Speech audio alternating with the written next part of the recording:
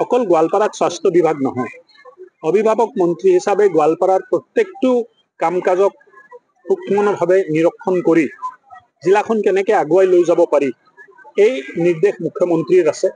এই জিলাত ভাৰতীয় জনতা পাৰ্টি বা ভাৰতীয় জনতা পাৰ্টি মিত্ৰজোঁটৰ কোনো জনপ্ৰতিনিধি নাই। অকল টংকেশ্বৰ ৰাভা ডাঙৰীয়াৰ নেতৃত্বত আমি ৰাভা সংঘত শাসনটো চলাই আছো। তথাপিও আন জিলাই যিটো গুৰুত্ব পায় সমানে গুৰুত্ব গোৱালপাৰা জিলাও পাই আছে। বহু ধৰণৰ আঁচনি আমি থাকোঁতে আমি ৰূপায়ণ কৰিলোঁ। আপোনালোকে যদি চাই আংগনবাড়ী কেন্দ্ৰ প্ৰায় ৮০টা আংগনবাড়ী কেন্দ্ৰৰ ভিতৰত আজি ৭৫টা ইনগ্ৰেশ্যন হ'ল। ডিচি মহোদয়ে মোক জনালে যে 2টা আৰু যোৱাকালি সম্পূৰ্ণ হ'ল। কোনো কামত খুঁটি নাটি আমি ৰখা নাই, কোনো সজল প্ৰীতি আমি কৰিব খোজা নাই। ৰাচন কাৰ্ড দুখীয়াক দিব লাগে তাৰ কাৰণে ব্যৱস্থা কৰিছোঁ। য'ত অভিযোগ আহিছে তাত ইনকুৱাৰী কৰিছোঁ। আৰু তাৰ পিছতো যদি ক'ৰবাত খুঁটি নাটি আছে আপোনালোকে যদি পায় মোক দৃষ্টিগোচৰ কৰিব, আমি ব্যৱস্থা মাটি বিচাৰি ওলাম। মাটি বিচাৰি ওলাই চব কৰিব লগা বহুত আছে। আৰু অকল গোৱালপাৰা বুলি নহয়, গোৱালপাৰাক বাদ দি অসমৰ উন্নয়ন হ'ব নোৱাৰে, অসম প্ৰগতিৰ পথত আগবাঢ়িব নোৱাৰে। অসমখনৰ উন্নয়নত গোৱালপাৰাৰো অৰিহণা থাকিব লাগিব। গোৱালপাৰা জিলাও সমানে আগবাঢ়িব লাগিব আৰু তাক আগুৱাই লৈ যোৱা যিটো দায়িত্ব মুখ্যমন্ত্ৰী ডাঙৰীয়াই মোক দিছে, মই সম্পূৰ্ণ সদিচ্ছাৰে এই কাম কৰি যাম। এইটো আপোনালোকক ক'ব, মেডিকেলো হ'ব, আন কলেজ এটা চাওক। আপোনালোকে এটা ব্যৱস্থা পৰিৱৰ্তন হোৱাৰ লগে লগে কামবোৰ কেনেকে ভালকে হয় পিছত। আজি গুৱাহাটীত বহুত পুৰণি কলেজ আছে, নাকে A+ গ্ৰেডিংটো দিয়া নাই। নাকে A+ গ্ৰেডিংটো দিয়া নাই। লোৱাৰ আছামত কেইখন কলেজ আছে A+ গ্ৰেডিং পোৱা আপোনালোকে চিন্তা কৰি চাওক। কিন্তু আমাৰ প্ৰচেষ্টাত, আমাৰ প্ৰিন্সিপাল ডক্টৰ বৰ্মনৰ প্ৰচেষ্টাত, চৰকাৰী প্ৰচেষ্টাত আজিতো গোৱালপাৰা কলেজে A+ গ্ৰেডিংটো পালে। এইটো সৰু কথা নহয়। বহুত পুৰণি কলেজ আছে, 10 বছৰ নাকৰ কোনো গ্ৰেডিং নাই, তেনেকুৱাকে চলি আছে। আজি গোৱালপাৰা জিলাৰ প্ৰথমখন কাৰ্যসূচী য'ত নেকি ডক্টৰ আনন্দৰাম বৰুৱা বঁটা, লগতে ডক্টৰ বাণীকান্ত কাকতি বঁটা প্ৰদান কৰা হ'ল। প্ৰায় 999 জন ছাত্ৰ ছাত্ৰীয়ে স্কুটি পালে, প্ৰায় 16,000-17,000 ছাত্ৰ ছাত্ৰীয়ে চাইকেল পালে আৰু ভাল সংখ্যাতে 12,500 টকাৰ আনন্দৰাম বঁটাও ইয়াত দিয়া হ'ল। এই গোটেই চিন্তাৰ পিছফালে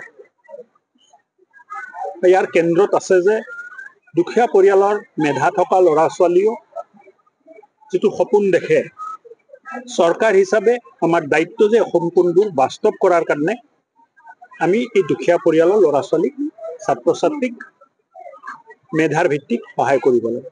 আৰু মুখ্যমন্ত্ৰী ডাঙৰীয়াৰ নেতৃত্বত এক স্বাৱলম্বী, স্বাভিমানী আৰু নিজৰ ভৰিত থিয় হোৱা অসম গঢ়িবলৈ হ'লে নৱপ্ৰজন্মৰ ছাত্ৰ ছাত্ৰীক আমি প্ৰেৰণা দিব লাগিব।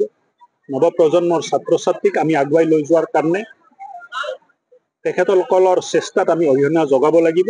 আৰু এই ছাত্ৰ সমাজে অহা দিনবোৰত অসমক নেতৃত্ব দিব, অসমৰ হৈ তেখেতসকলে কাম কৰিব। নতুন কথা একো কোৱা নাই। যিটো দেখিছোঁ, যিটো পাইছোঁ, এইটোৱে কৈছোঁ। আপোনালোকেও জানে যে এটা সময়ত চাকৰি বিক্ৰী হৈছিল। আনকি APSCটো চাকৰি বিক্ৰী কৰাৰ অভিযোগ মই দিয়া নাই, হাইকোৰ্টত ওলাইছে, তাৰ ওপৰত তদন্ত চলি আছে, বহুতখিনি ব্যৱস্থা লোৱা হৈছে। আজি ভাৰতীয় জনতা পাৰ্টিৰ নেতৃত্বত চলা ডক্টৰ হিমন্ত বিশ্ব চৰকাৰে নিকা ভাৱমূৰ্তিৰে চাকৰি দিয়া যিটো প্ৰক্ৰিয়া আৰম্ভ কৰিলে, আজি দুখীয়া ঘৰৰ ল'ৰা ছোৱালীও চাকৰি পাই আছে। আৰু এই দুখীয়া ঘৰৰ ল'ৰা ছোৱালীয়ে যিটো সপোন দেখিছিলে, সপোনবোৰ বাস্তৱ হৈছে। আৰু অহা দিনবোৰত এই দুখীয়া ঘৰৰ ল'ৰা ছোৱালীয়ে ভাল পঢ়া শুনা কৰি আগবাঢ়িব পাৰিব। এতিয়া তেখেতসকলৰ চিন্তা নাই যে মা দেউতাৰ পইচা নাই বুলি আমি চাকৰি নাপাম, ঘৰত নেতা পালি নেতা মন্ত্ৰী বিধায়ক নাই বুলি আমি চাকৰি নাপাম। এই চিন্তাৰ পৰা আঁতৰি তেখেতসকলে মেধাৰ ভিত্তিত যে চাকৰি পাম, তেখেতসকলৰ বিশ্বাস হৈছে। যোৱা 4 বছৰৰ কাৰ্যকালত এই কামখিনি আমি কৰি দেখুৱাব পাৰিছোঁ। আৰু মই ভাবোঁ যে এই ব্যৱস্থাটো যি ধৰণে চলি আছে, অহা দিনবোৰত চাকৰিৰ দুৰ্নীতি, ভ্ৰষ্টাচাৰ, সজল প্ৰীতি এইবিলাক চব বন্ধ হৈ গৈছে। অহা দিনবোৰত ভাল চৰকাৰী বিষয়া আৰু কৰ্মচাৰী মেধাৰ ভিত্তিত আমি পাম বুলি আশা। লাহে লাহে আমি কৰি আছোঁ। আপোনালোকেও ইভিকশ্যন হোৱাটো বিচাৰিছে। অবৈধ বনাঞ্চল বেদখল হৈছে, এই বেদখল মুক্ত হ'ব লাগিব। অকল এই পৃথিৱীখন, এই সংসাৰখন প্ৰভুৱে যেতিয়া বনালে অকল মানৱ দি বনোৱা নাই, জীৱ জন্তুও আছে।